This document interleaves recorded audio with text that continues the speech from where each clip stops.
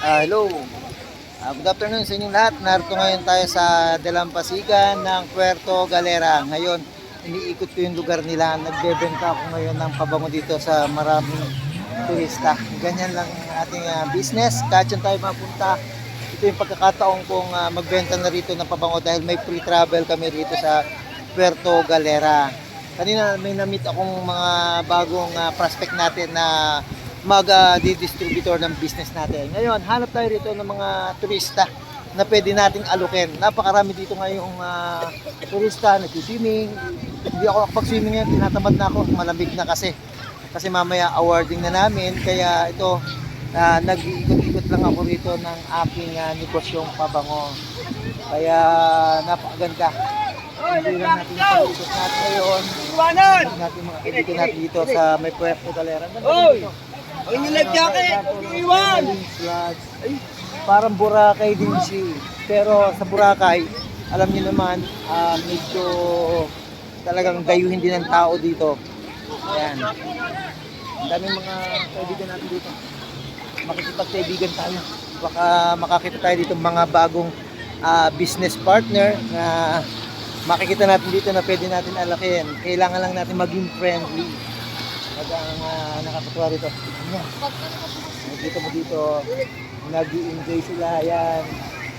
Tuwa sila rito, nag-i-enjoy sila. Ganyan. Yan sila. Ikot lang tayo. Hanap tayo ng magagandang mapupuntahan dito. Dalampasigan ang buwa. Enjoy lang tayo.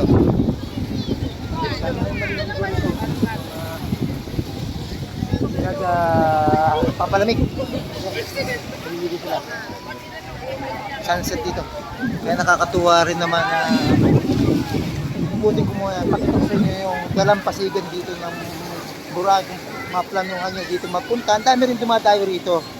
Kaso ang ano namin dito, nagkaroon kami dito ng team building. Kaya nagkaroon ako ng opportunity. Bakit ko narating tong lugar na to. Kaya ngayon, ine-explore ko siya. Pasyal ko kayo dito sa gitna ng bay view nila. Ito yung mga view na makikita mo rito. Ano dito? First time ko nakapunta rin dito. Napakaganda experience. Kanina, team building namin.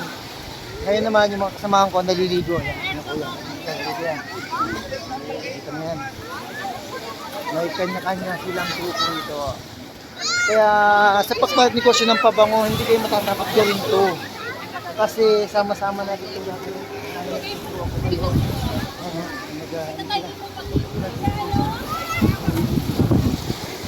may mga nagpapakulos.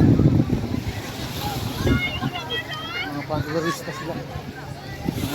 Sorry po. Ito yung makikita ng baybayin dito. Lakad-lakad lang ako dito. Hindi ako naligo. Kaporma na ako. Dala ko yung perfume natin.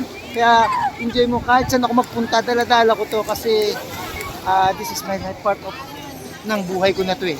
Kasi tinanggap ko na ang sarap ng nagbebenta ng pabango kasabay ng aking pagninegosyo, diba?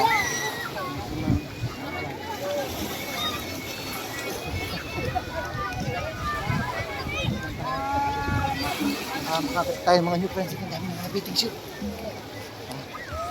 Hanggang dulo pa, no? Ang lawak pa ng ano dito. Parang ko sa Bora phase 1 ng ano nila. Para at least kahit paano nakarating. Kung makikita ninyo, parang lawak din ang karagatan nila. Dahil naliligo rito. Magsasunset kaya napakagandang tanawin. Ngayon, dito dalampasigan lang yan. Mamaya, kabilang sa mga ikakagin, pabalik. Para nakikita nyo yung aking binablog, mga naliligo dito. Dami na. Kasi ganitong ano ay sunset na hindi na siya mainit. No? Kaya napakasaya. Dito siya. Maghahanap tayo dito ng mga pwede nating maging kaibigan. Siya. Kagandahan, medyo hindi ko nadamihan yung dala kong perfume eh. Kaya kakaunti lang yung binibenta ko, limited yung stocks ko nadala.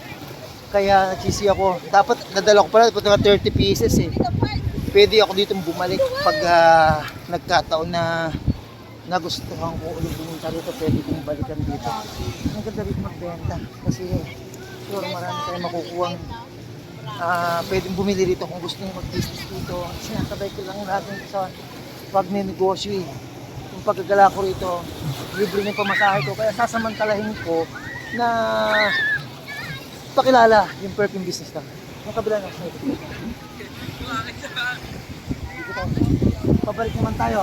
Makita nyo yung kabilang side ng Puerto Galera para naigala ko na rin kayo, di ba? Hindi man kayo nakapunta pa rito.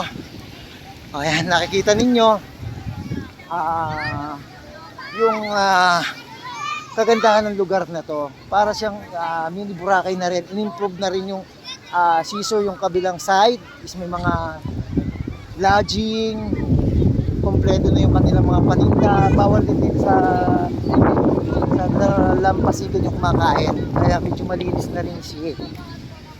Pero yung pagkakaiba lang ito, mas ano talaga siya, malinaw yung dito. Magpapapicture ako rito sa may view nila,